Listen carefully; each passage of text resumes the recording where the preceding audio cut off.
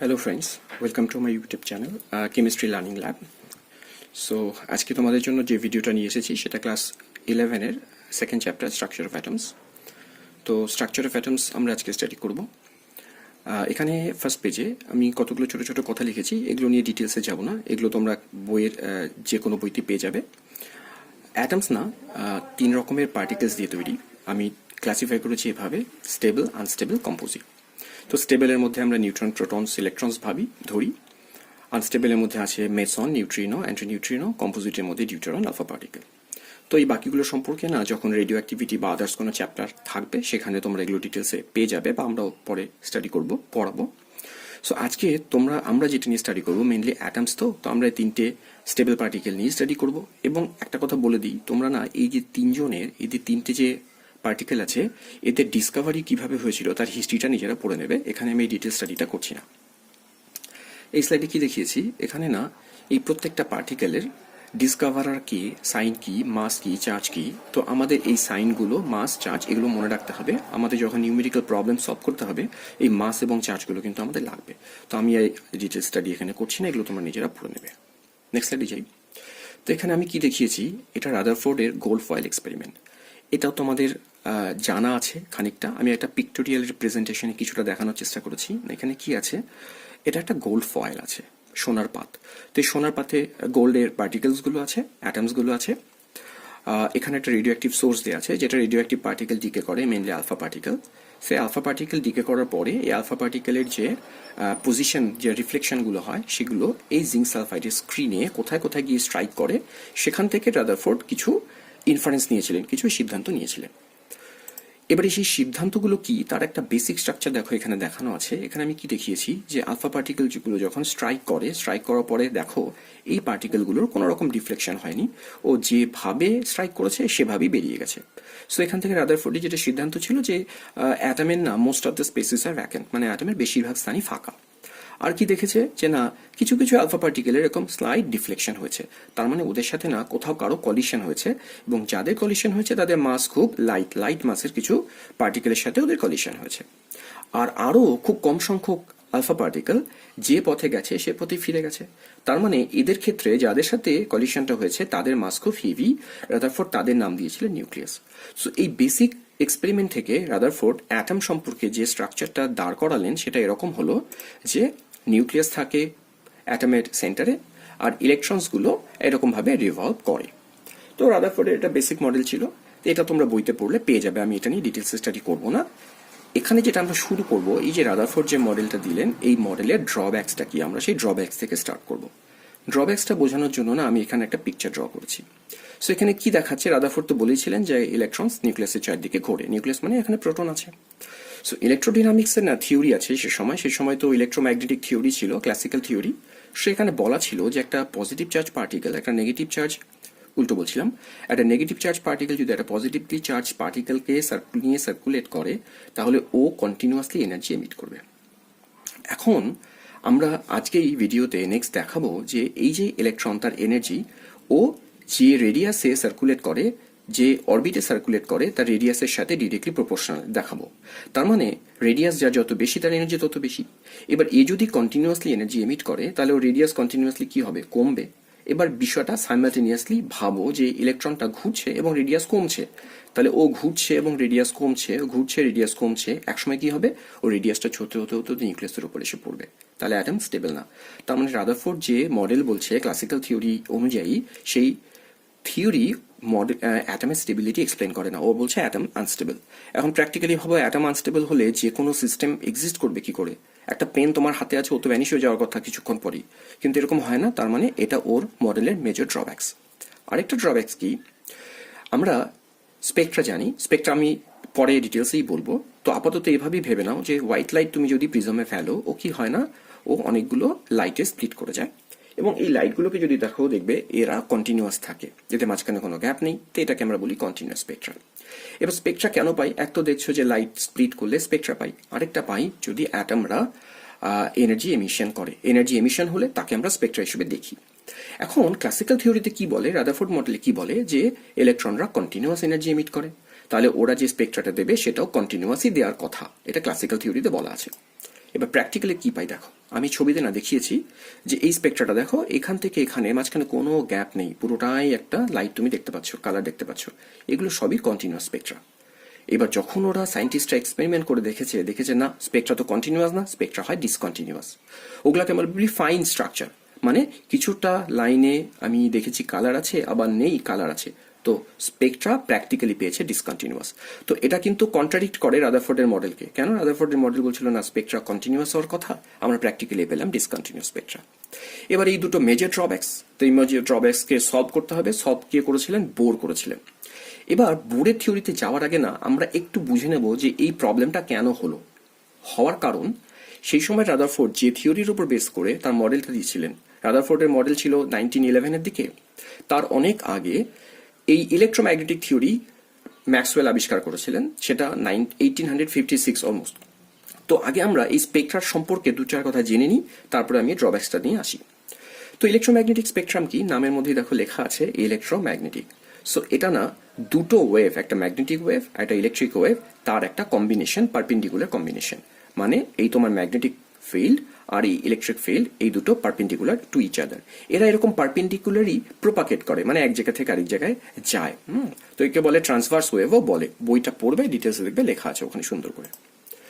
এবার আমি এই ইলেকট্রোম্যাগনেটিক স্পেকট্রামের না কয়েকটা থিওরি তোমাদের বলে দিই, এই কথাগুলো একটু মনে রাখবে, তাহলে স্পেকট্রা সম্পর্কে তোমাদের একটু ধারণা থাকবে। কিরকম? দেখো লিখেছি, this waves R associated with oscillating electric field and magnetic fields. আমি বলেই দিলাম যে ও ইলেকট্রিক ফিল্ড এবং ম্যাগনেটিক ফিল্ডের কম্পোজিশনেই তৈরি। এরকম ইলেকট্রোম্যাগনেটিক ওয়েভ প্রচুর আছে, নাম শুনে থাকবে কিছু, ultraviolet, visible, IR, radio wave, microwave, এই সবগুলোকেই আমরা ইলেকট্রোম্যাগনেটিক স্পেকট্রামের মধ্যেই ধরি। Emission or absorption of radiation by any body takes place continuously। মানে এখানে কি বলা আছে, কোনো বডি যদি রেডিয়েশন এমিট করে বা অ্যাবজর্ব করবে, সেটা ওরা কন্টিনিউয়াসলি করবে, যেটা ক্লাসিক্যাল থিওরিতে বলা ছিল যে কন্টিনিউয়াস এমিশন হয় বা অ্যাবজর্পশন হয়। Wave প্রোপাগেটেড through the same speed of light, মানে ওয়েভ না যখন যাবে ওর স্পিডটা লাইটের স্পিডের মতোই হবে। এবং each wave possesses specific wavelength and frequency, মানে প্রত্যেকটা ওয়েভে নিজস্ব ফ্রিকোয়েন্সি ওয়েভলেন্থ থাকবে। আমি একটু পরে তোমাদের ফ্রিকোয়েন্সি ওয়েভলেন্থ নিয়ে বলবো যে কোনটা কি জিনিস। নেক্সট কি বলেছি, it can expand even through vacuum, মানে ও ভ্যাকিউম, শূন্যস্থান, যেটা ভ্যাকিউম, সে ভ্যাকিউমের মধ্যে দিয়েও যায়, মানে ওর যাওয়ার জন্য, ওর প্রোপাগেশনের জন্য কোনো মিডিয়ামের প্রয়োজন হয় না। Colour of wave depends on it's wavelength. তোমরা জানো যে ওয়েভলেন্থ চেঞ্জ হলে কালার চেঞ্জ হবে, পরে আমি এটা নিয়ে ডিসকাস করছি। চলো এই স্লাইডে না সমস্ত ছবি দিয়ে আমি কোনটা ফ্রিকোয়েন্সি কোনটা ওয়েভলেন্থ সেগুলো সব ডিসকাস করা আছে। এই ছবিতে তাকাও, এই ছবিতে কি দেখিয়েছি, কার্সারটা ফলো করো। এই যে পিক, একটা ওয়েভের না পিক হয়, কমপ্লিট সাইকেল হয়। সো এই পিক এবং এই পিক, পরপর দুটো পিক, এই পিকের মধ্যে যে ডিস্টেন্স, সেই ডিস্টেন্সকে আমরা বলবো ওয়েভ লেন্থ। কি দিয়ে ডিনোট করবো? দেখো ওয়েভ লেন্থ ডিনোট করবো আমরা ল্যামডা দিয়ে। মাথায় রাখবে, এটাও সিম্বল। এবার যেহেতু এটা একটা লেন্থ, তো বুঝতেই পারছো লেন্থের ইউনিট কি হয়, সেন্টিমিটার, মিটার। আর এগুলো তো খুব বড় লেন্থ নয়, তো ওদের জন্য না আমরা কিছু কিছু ছোট ছোট ইউনিট অ্যাসাইন করি, অ্যাংস্ট্রম, ন্যানোমিটার। তোমাদের যেটা করতে হবে, অ্যাংস্ট্রম, ন্যানোমিটার, এদের কিন্তু রিলেশনগুলো জানতে হবে, যে সেন্টিমিটার, মিটারের সাথে এদের রিলেশনটা কিরকম। পরে আমরা বিভিন্ন নিউমেরিক্যাল প্রবলেমসের ক্ষেত্রে এগুলোকে আমরা ইউজ করব। তাহলে তোমরা ওয়েভলেন্থ বুঝে গেছো, পরপর দুটো পিক এর মধ্যে যে ডিস্টেন্স, সেটা ওয়েভলেন্থ। এবার এখানে দেখো ছবিতে অনেক কিছুই লেখা আছে, এই জায়গা থেকে শুরু করে এই জায়গা, এইটুকু পর্যন্ত আমরা এটাকে বলি ওয়ান কমপ্লিট সাইকেল। সো এখান থেকে এইটুকু এটা একটা কমপ্লিট সাইকেল, আবার এখান থেকে এইটুকু এটা কমপ্লিট সাইকেল। তো এরকম কমপ্লিট সাইকেল আছে। আবার অ্যাম্পলিটিউড বলে একটা কথা আছে, অ্যাম্পলিটিউডটা ক্লাসিক্যাল থিওরিতে খুব ইউজ হয়, এটাকে আমরা অনেক সময় ইন্টেন্সিটি বোঝানোর জন্য ব্যবহার করি। ইন্টেন্সিটি কি? এই যে পিক দেখছো, এই যে এটাকে বলে ক্রেস্ট, এটাকে বলে ট্রোস। এই দুটোর মধ্যে যে ডিস্টেন্সটা, এই ডিস্টেন্সটাকে বলে অ্যাম্পলিটিউড। তার মানে কোনো ওয়েভ যদি এরকম হয় আরো, তোর অ্যাম্পলিটিউড আমরা বেশি বলবো, ইন্টেন্সিটি বেশি বলবো। এবার আমি এই ছবিতে আসি, এখানে আমি ফ্রিকোয়েন্সি বুঝিয়েছি। ফ্রিকোয়েন্সি কি? সাপোজ তুমি না একটা পয়েন্টের মধ্যে দিয়ে একটা ওয়েভকে পাস করছো 1 সেকেন্ড ধরে, রিমেম্বার টাইমটা ফিক্স 1 সেকেন্ড ধরে। এবার এই যে টাইম ফ্রেম 1 সেকেন্ডে তোমার ওয়েভটার কটা কমপ্লিট সাইকেল ওই পয়েন্টের মধ্যে দিয়ে পাস করবে, সেই নাম্বারটা কিন্তু এই ওয়েভের ফ্রিকোয়েন্সি। এই ছবিতে দেখো, উপরের স্ট্রাকচারটা দেখো, এটা একটা কমপ্লিট সাইকেল। তার মানে আমার এই 1 সেকেন্ড টাইম পিরিয়ডের মধ্যে এই ওয়েভটার একটা কমপ্লিট সাইকেল গেছে, আমি এর ফ্রিকোয়েন্সি বলবো 1 হার্জ। এখানে তাকাও, কমপ্লিট সাইকেল কটা ক্যালকুলেট করো, এটা একটা কমপ্লিট সাইকেল, এটা একটা কমপ্লিট সাইকেল। তাহলে 1 সেকেন্ডের মধ্যে দিয়ে দুটো কমপ্লিট সাইকেল গেছে, 2 হার্জ ওর ফ্রিকোয়েন্সি। সো এর আরেকটা ইউনিট আছে, একে বলে সাইকেলস পার সেকেন্ড, মানে আমরা সিপিএস। তো এইভাবে আমরা ফ্রিকোয়েন্সি ডিফাইন করি, ফ্রিকোয়েন্সিকে আমরা ডিনোট করব এই সিম্বলটা দিয়ে, বলে নিউ। তাহলে ওয়েভলেন্থ বুঝে গেলে, ফ্রিকোয়েন্সি বুঝে গেলে, এবার এই ওয়েভলেন্থ এবং ফ্রিকোয়েন্সির মধ্যে রিলেশন তোমাদের জানতে হবে। এই রিলেশনটা বোঝানোর জন্য আমার এই ছবিটা তোমরা তাকিয়ে দেখো, এই ওয়েভটার কি, এই পিকের ডিস্টেন্স বেশি, মানে এর ওয়েভলেন্থ বেশি, এই পিকে ওয়েভলেন্থ একটু কম, এইভাবে ওয়েভলেন্থটা কমে গেছে। এবার নিজেরা একটু ভেবে দেখো, যদি ওয়েভলেন্থ বাড়ে তাহলে ফ্রিকোয়েন্সি কমবে, বা উল্টো করে বলি, এই ওয়েভলেন্থটা যদি কম হয় যেমন এই ক্ষেত্রে, তাহলে 1 সেকেন্ডেই নাম্বার অফ সাইকেলস বেশি বেশি পাস করবে টুয়ার্ডস এ পয়েন্ট। তার মানে এই নিউ ফ্রিকোয়েন্সি কিন্তু ওয়েভলেন্থের সাথে ইনভার্সলি প্রপোর্শনাল। তো রিলেশনটা এই জন্য লিখেছি আমি, নিউ প্রপোর্শনাল টু 1/λ। সরি, এবার প্রপোর্শনালকে ইকুয়াল করতে গেলে কি করতে হয়, একটা কনস্ট্যান্ট আনতে হয়। এই কনস্ট্যান্ট আনা হয়েছিল সি, সি হচ্ছে ভেলোসিটি অফ লাইট। তাহলে এই ফর্মুলাটা তোমাদের মুখস্থ করতে হচ্ছে, নিউ ইকুয়ালস টু c/λ। তার মানে কোনো ওয়েভের ল্যামডা জানা থাকলে তার ফ্রিকোয়েন্সি আমরা এইভাবে জানবো, 1 করে c দিয়ে মাল্টিপ্লাই করব। আরেকটা খুব ইম্পর্টেন্ট রিলেশন, এটাকে ডেফিনেশন, এটাকে বলে ওয়েভ নাম্বার। তো ওয়েভ নাম্বারটা কি বোঝো। সাপোজ আমি এখানে না একটা স্কেল নিয়েছি, তোমরা একটা স্কেল ইমাজিন করো, এটা 2 সেন্টিমিটার স্কেল, মানে লেন্থ 2 সেন্টিমিটার। আমি একটা ওয়েভকে এই 2 সেন্টিমিটার স্কেলের মধ্যে ফেলেছি। এবার তুমি কাউন্ট করো এখানে কমপ্লিট সাইকেল কটা আছে। এখান থেকে এটা 1 complete cycle, 2 complete cycle, 3 and 4। So এখানে 4টা কমপ্লিট সাইকেল আছে। তাহলে 4টা কমপ্লিট সাইকেল আছে 2 সেন্টিমিটার লেন্থে। তাহলে ইউনিট লেন্থে কটা কমপ্লিট সাইকেল আছে, 2টো। এই নাম্বারটা ওর ওয়েভ নাম্বার। তাহলে ওয়েভ নাম্বারের ডেফিনেশন কি, যে ইউনিট লেন্থে বা 1 সেন্টিমিটার হোক 1 মিটার হোক, ইউনিট লেন্থে তোমার কটা ওয়েভ, কমপ্লিট ওয়েভ পড়ছে, কটা কমপ্লিট সাইকেল পড়ছে, সেই নাম্বারটা ওর ওয়েভ নাম্বার। এখানে লেখা আছে কে, আমরা কে ইউজ করব না, আমরা ইউজ করব নিউ বার। এই যে নিউ দেখছো, ওপরে একটা লম্বা দাগ থাকবে, ওটা কে বলে নিউ বার। তাহলে এর ইউনিটটা কি দাঁড়াবে বোঝো। এখানে আরেকটা কথা বলি ইউনিটে যাওয়ার আগে, যেহেতু আমার ওয়েভ লেন্থ যদি কম হয়ে যায়, বুঝে নাও, এই ডিস্টেন্স যদি ছোট হয়ে যায়, তাহলে কমপ্লিট সাইকেল বাড়বে পার সেন্টিমিটার। তার মানে এখানেও কিন্তু এই নিউ বারের সাথে ওয়েভের ইনভার্স রিলেশন থাকবে। এটা অ্যাকচুয়ালি 1/λ মানে নিউ বার। তো ওই জন্য যেহেতু ল্যামডার ইউনিটটা সেন্টিমিটার, 1/সেন্টিমিটার করলে সেন্টিমিটার ইনভার্স, তার মানে ওয়েভ নাম্বারের ইউনিট কিন্তু সেন্টিমিটার ইনভার্স বা মিটার ইনভার্স। তো এই যে রিলেশন, এখানে মেইন তোমায় দুটো রিলেশন মুখস্থ করতে হচ্ছে, একটা নিউ ইকুয়ালস টু c/λ, আর একটা মুখস্থ রাখতে হচ্ছে nu bar equals to 1/λ। Next স্লাইডে যাই। এখানে একটা ইলেকট্রোম্যাগনেটিক স্পেকট্রামের ডিফারেন্ট ওয়েভলেন্থে তারা কোন রেঞ্জে পড়ে তার নাম দেওয়া আছে। এই রেঞ্জগুলো সম্পর্কে আমরা পরে আবার ডিটেলসে স্টাডি করব। এখানে তোমাদের না, এই দেখো আমি পরপর ওয়েভ লেন্থ লিখে গেছি মাইক্রোমিটার ইউনিটে। তো এই ওয়েভ লেন্থগুলো মনে রাখাটা টাফ।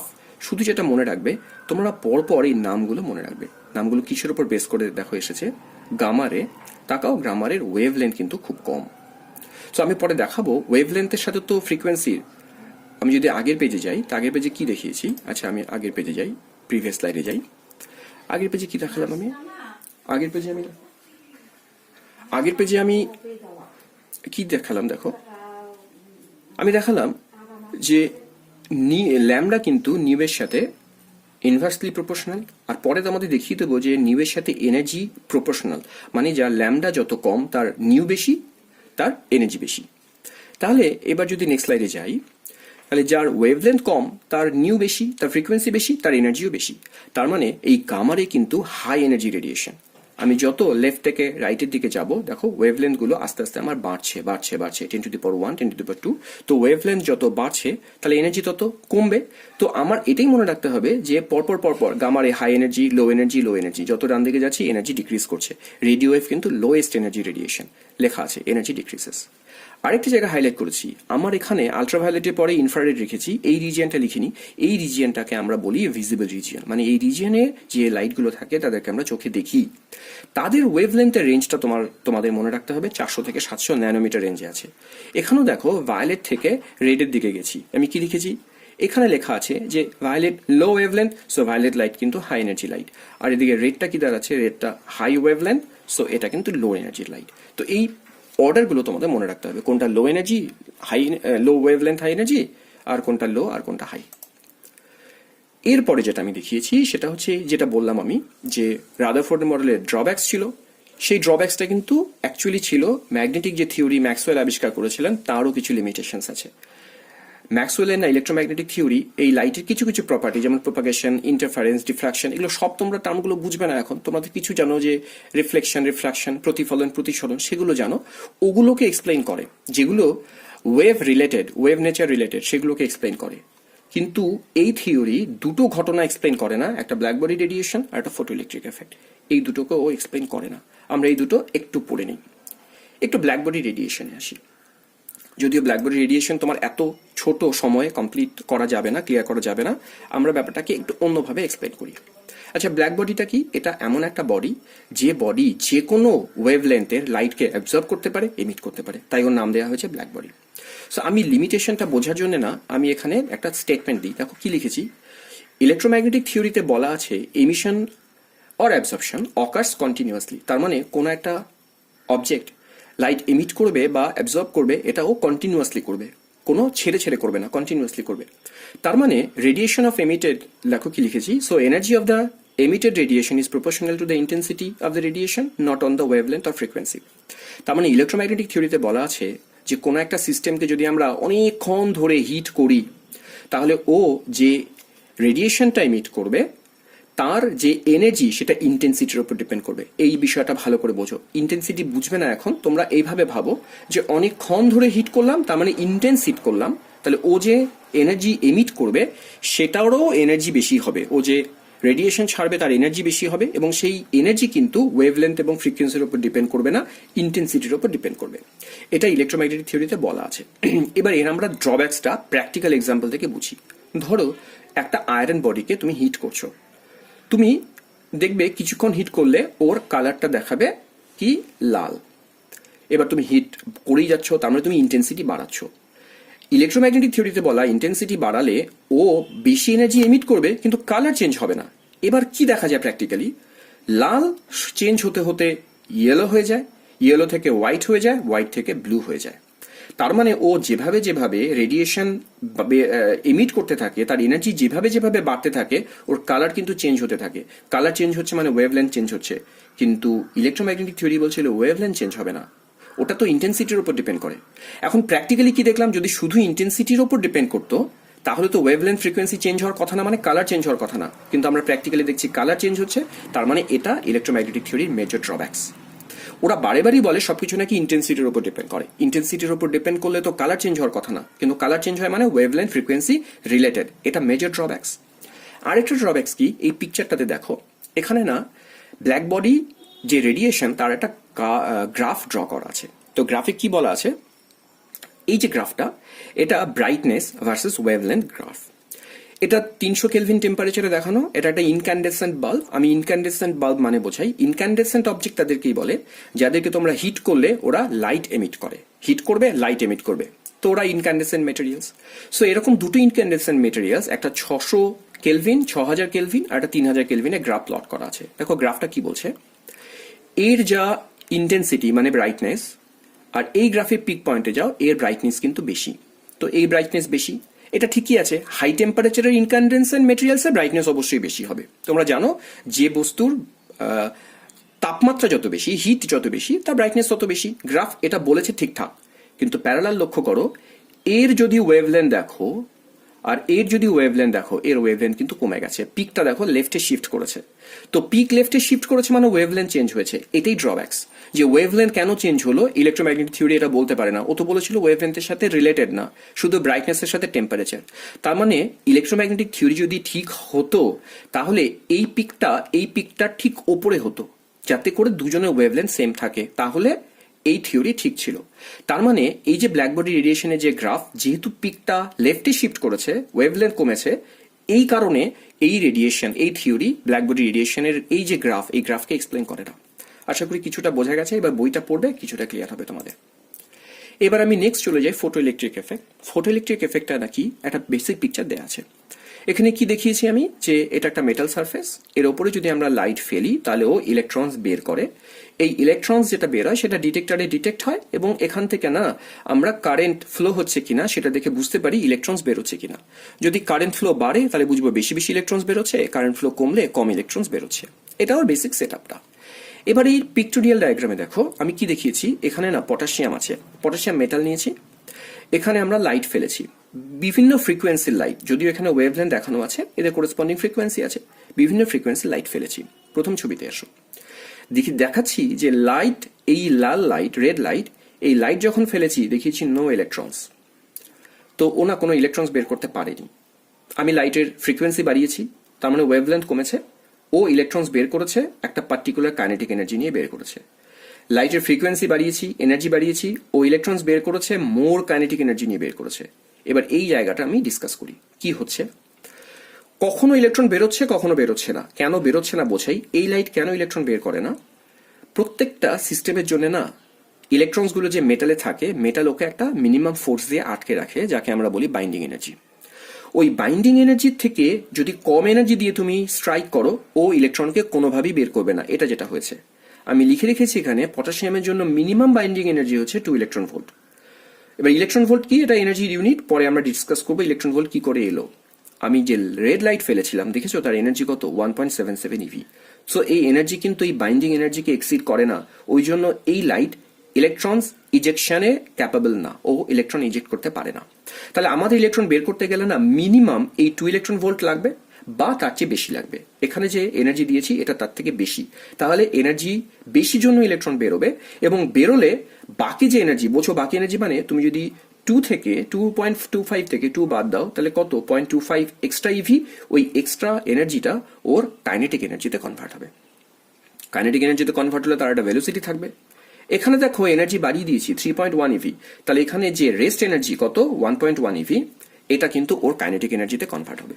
তার মানে তুমি যদি বেশি বেশি এনার্জির লাইট দাও বা বেশি ফ্রিকোয়েন্সির লাইট দাও, তাহলে ইলেকট্রনসটা বেশি কাইনেটিক এনার্জি নিয়ে বেরোবে। রিমেম্বার, ইলেকট্রনের নাম্বার কিন্তু বাড়বে না, বেশি কাইনেটিক এনার্জি দিয়ে বেরোবে। এবার তাহলে এখান থেকে যে ঘটনাটা আমরা বুঝতে পারছি যে মোর ফ্রিকোয়েন্সি মানেই মোর এনার্জি। আমি বেশি ফ্রিকোয়েন্সি লাইট দিচ্ছি, বেশি এনার্জি নিয়ে ইলেকট্রনস বেরোচ্ছে, তাহলে ফ্রিকোয়েন্সির সাথে কিন্তু এনার্জি ডিরেক্টলি রিলেটেড, যেটা আমি এখানে লিখেছি। এই কারণে লেখা যে ই প্রপোর্শনাল টু নিউ, যে ফ্রিকোয়েন্সি বেশি তো এনার্জি বেশি। প্ল্যাঙ্কস কি করলেন? প্রপোর্শনালকে ইকুয়াল করার জন্য কনস্ট্যান্ট নিয়ে এলেন এইচ। এইচটাকে বলে প্ল্যাঙ্কস কনস্ট্যান্ট। প্ল্যাঙ্কস দিয়েছিলেন, নাম দিয়েছেন প্ল্যাঙ্কস কনস্ট্যান্ট। উনি একটা ভ্যালু দিয়েছেন, ভ্যালুটা মুখস্থ করতে হবে তোমাকে, 6.626 10⁻⁻27 আর্ক সেকেন্ড।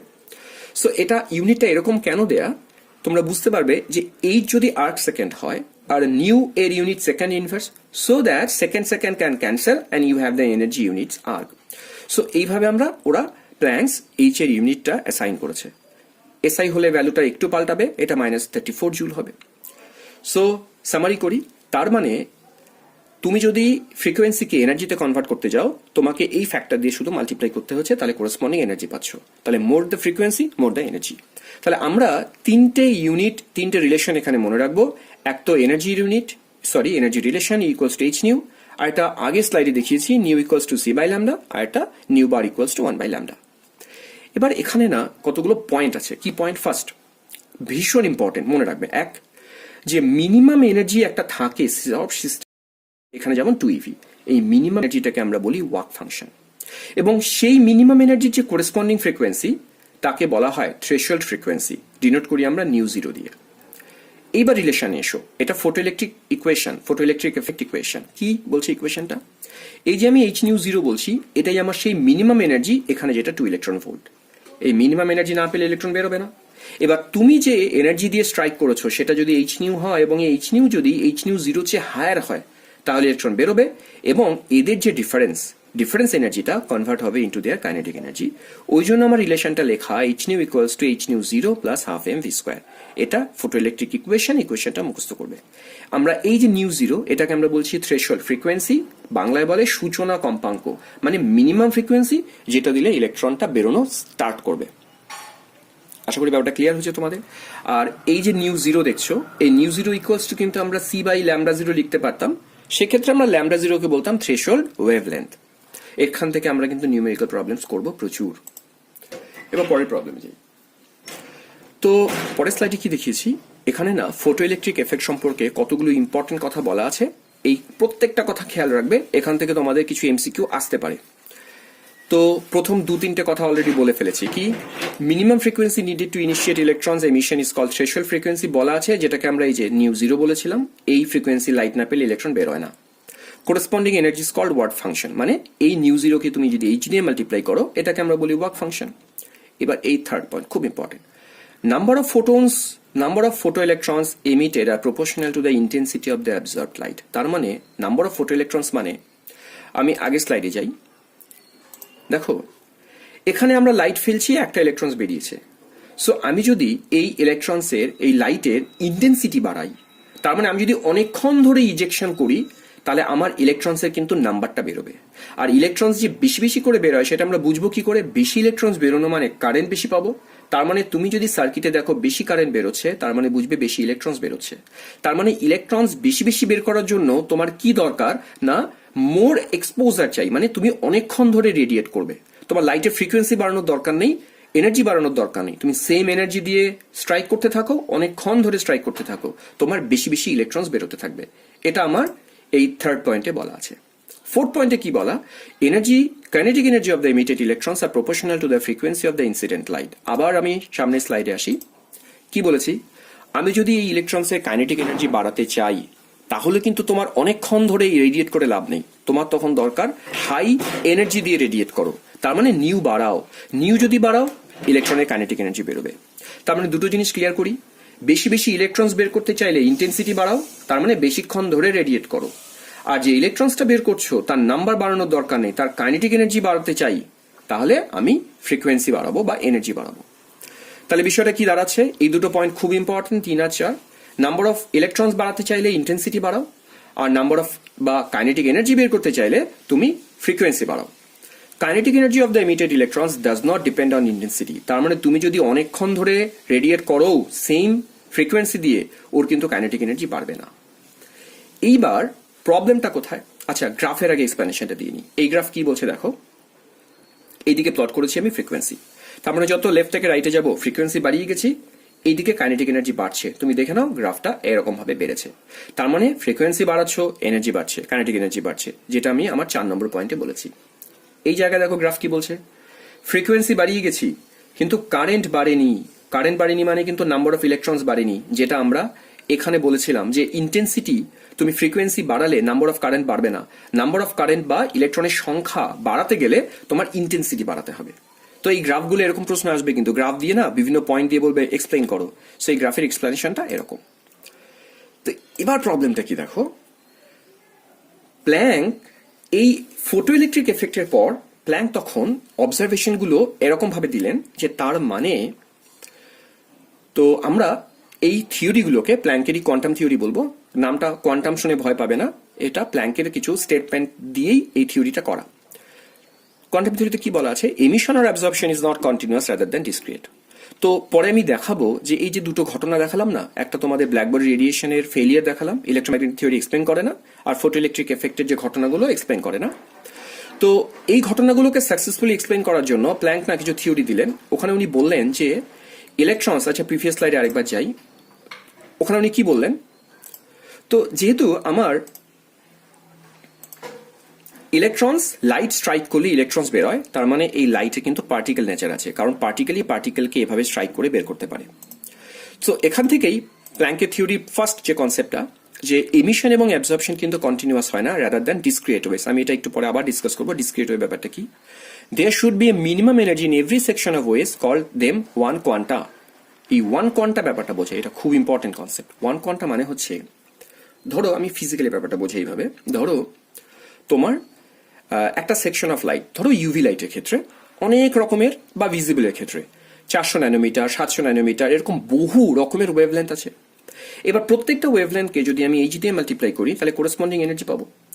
ওদের মধ্যে যেটা মিনিমাম এনার্জি, একটা তো মিনিমাম এনার্জি পাবো কোরেসপন্ডিং ফ্রিকোয়েন্সির জন্য, ওই মিনিমাম এনার্জিটাকে প্ল্যাঙ্ক নাম দিয়েছেন ওয়ান কোয়ান্টা। উনি বলছেন যে এনার্জি হবে কোয়ান্টাইজ, তার মানে এনার্জির ফিক্সড ভ্যালু থাকবে, যেটা ওয়ান কোয়ান্টা হবে এবং তার মাল্টিপেলে হবে। মাল্টিপল মানে তুমি ওয়ান কোয়ান্টা এনার্জি নিতে পারো, বেশি প্রয়োজন হলে 2 কোয়ান্টা, 3 কোয়ান্টা, কিন্তু এনার্জি কখনোই ওয়ান কোয়ান্টার হাফ, বা কোয়ান্টাকে আমরা ভাঙবো না 3/4 কোয়ান্টা, 2/3 কোয়ান্টা, এরকম হবে না। ওই জন্য নামটা দেওয়া হয়েছে যে এনার্জি ইজ কোয়ান্টাইজ। তাহলে এনার্জির একটা মিনিমাম ভ্যালু থাকবে, কিন্তু মাথায় রাখবে কোয়ান্টা কিন্তু কনস্ট্যান্ট না। মানে কেউ যদি জিজ্ঞেস করে যে কোয়ান্টার ভ্যালুটা কি বলুন, কোয়ান্টার কোনো ভ্যালু নির্দিষ্ট বলা যাবে না, এটা ডিপেন্ড করবে তোমার নেচার অফ লাইটটা কি। তোমার লাইটের যে ক্যাটাগরি তুমি লাইট নেবে তার যে মিনিমাম ফ্রিকোয়েন্সি, সেই মিনিমাম ফ্রিকোয়েন্সির কোরেসপন্ডিং এনার্জিটা হচ্ছে ওয়ান কোয়ান্টা। আর কি লিখেছি, one quanta is directly proportional to frequency. বুঝতেই পারছো ফ্রিকোয়েন্সি বাড়লে এনার্জি বাড়ে, তো কোয়ান্টার ভ্যালুও বাড়বে। Quanta can be whole numbers, never fractional. Quanta কখনো ফ্র্যাকশনাল হবে না, এটা সবসময় হোল নাম্বারস হবে। এই সমস্ত কিছু হচ্ছে প্ল্যাঙ্কের কোয়ান্টাম থিওরি। তো এবার এখানে না কিছু এক্সপ্লেনেশন আছে এরকম যে ব্ল্যাক বডি রেডিয়েশনের যে এক্সেপশনাল কেসগুলো সেটা কোয়ান্টাম থিওরি কি করে এক্সপ্লেন করলেন, এটা আমি আর ডিটেলসে যাচ্ছি না, বই পড়বে বুঝতে পারবে। এখানে একটা কথা শুধু মাথায় রাখবে, সেটা হচ্ছে এখানে যাই আমরা এক্সপ্লেনেশনটা দেবো, সে ব্ল্যাক বডি রেডিয়েশনের থিওরি বলো, ফটো ইলেকট্রিক এফেক্ট বলো, সবই আমরা কোয়ান্টার উপর বেস করে করব। মানে everything is related to the frequency and wavelength, not intensity. Electromagnetic থিওরিতে বারে বারে বলছিল এনার্জি ডিপেন্ড করে ইন্টেন্সিটির ওপর, এখানে আমরা বারে বারে বলছি না, এনার্জি ডিপেন্ড করে ফ্রিকোয়েন্সির ওপর। এর ওপর বেস করি সব এক্সপ্লেনেশনগুলো দেয়া। এবার আমরা চলে আসি বোরস মডেলে। তো বোর কি করলেন, বোর কিন্তু সমস্ত রেকটিফিকেশন করলেন প্ল্যাঙ্কের কোয়ান্টাম থিওরির উপর বেস করে। বোর প্রথম বললেন ওনার ফার্স্ট পস্টুলেটসে কি বললেন দেখো, রাদারফোর্ডের সাথে বোরের প্রথম কন্ট্রাডিকশন। রাদারফোর্ড বলেছিলেন না, ইলেকট্রন যে কোনো অরবিটে ঘোরে, যে কোনো অরবিট দেবে, যে কোনো ইলেকট্রনসকেও ঘুরবে। বোর বললেন ভুল কথা, ইলেকট্রন ঘোরার জন্য একটা কন্ডিশন আছে। কন্ডিশনটা কি? উনি একটা ম্যাথমেটিক্যাল রিলেশন দিলেন। এই জায়গাটা না আমরা এখন পুরো ক্লিয়ার করতে পারবো না, ডি ব্রগলি থেকে এটা আমরা কিছুটা ক্লিয়ার করে দেবো। তো এখন আপাতত জাস্ট মুখস্থই রাখবে এই জায়গাটা। তো কি বলা আছে দেখো, উনি বললেন যখন একটা ইলেকট্রন একটা সার্কুলার পাথে ঘোরে, তো ইলেকট্রনটার একটা মোমেন্টাম থাকবে। একটা পার্টিকেল যদি লিনিয়ার মোশনে যায়, ওর মোমেন্টামকে বলবো লিনিয়ার মোমেন্টাম। আর ও যদি সার্কুলার মোশনে ঘোরে, ওর মোমেন্টামকে বলবো আমরা অ্যাঙ্গুলার মোমেন্টাম, যার ভ্যালু mvr। সো এটা ওয়ান কাইন্ড অফ কিন্তু এনার্জি। প্ল্যাঙ্ক বললেন আমি যদি কোনো একটা অরবিটের জন্য h/2 পাই, এর একটা ভ্যালু তো পাবো, h তো একটা কনস্ট্যান্ট ভ্যালু, 2 পাই এর একটা ভ্যালু আছে। n দিয়ে, n মিনস প্রত্যেকটা অরবিট, ফার্স্ট অরবিটের জন্য n1, সেকেন্ড অরবিট n2। তো ধরো ফার্স্ট অরবিটে যাই, তাহলে ফার্স্ট অরবিটে তুমি যদি এখানে n1 বসাও, তাহলে এটা একটা ভ্যালু দেবে। এই ভ্যালুটার সাথে যে ইলেকট্রনের mvr মানে ওর অ্যাঙ্গুলার মোমেন্টাম ম্যাচ করবে, সেই ইলেকট্রনটা সেই অরবিটে যাবে। মনে করো এই অরবিটের অ্যাঙ্গুলার মোমেন্টাম 10, এর 20, এর 30। তাহলে যে যে ইলেকট্রনের অ্যাঙ্গুলার মোমেন্টাম 10, মানে সরি আমি একটু ভুল বললাম, এই ইলেকট্রনের h/2 পাই, এর ভ্যালু সাপোজ 10, এর 20, এর 30। তো যাদের যাদের অ্যাঙ্গুলার মোমেন্টাম 10 তারাই অরবিটে ঘুরবে, যার অ্যাঙ্গুলার মোমেন্টাম 20 তারাই অরবিটে ঘুরবে। তার মানে এই কন্ডিশন মেনে যদি ইলেকট্রনরা ঘোরে, তাহলে তারা কিন্তু স্টেবল অরবিট হবে, ইলেকট্রনটা এনার্জি এমিট বা অ্যাবজর্ব কিছুই করবে না। এখানে একটা ছবি দেওয়া আছে, এখানে না এটা এখন ক্লিয়ার আমি করছি না, এটা আমি ডি ব্রগলিতে করব। এখানে একটা ফেজ ম্যাচিং এর কথা বলা আছে। সো ফেজ ম্যাচিং কি আমি নেক্সট ভিডিওতে আপলোড করব। তো যদি এই কন্ডিশন মেনে ইলেকট্রনরা ঘোরে, তাহলে ওদের এরকম ফেজ ম্যাচিং হবে, ওরা তখন স্টেবল হবে, এনার্জি এমিশন কন্টিনিউয়াসলি করবে না।